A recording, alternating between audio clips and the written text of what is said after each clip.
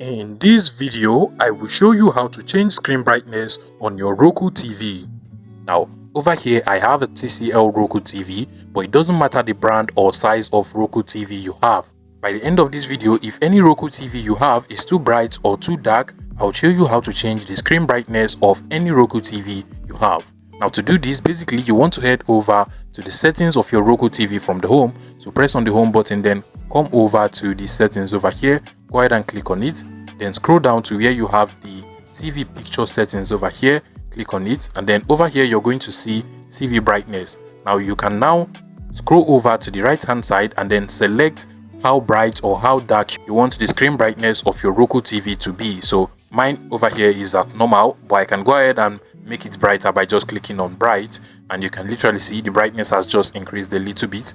Now I can also go ahead and choose brighter to make it even more brighter. I can scroll down and choose dark to make it dark or even darker from over here.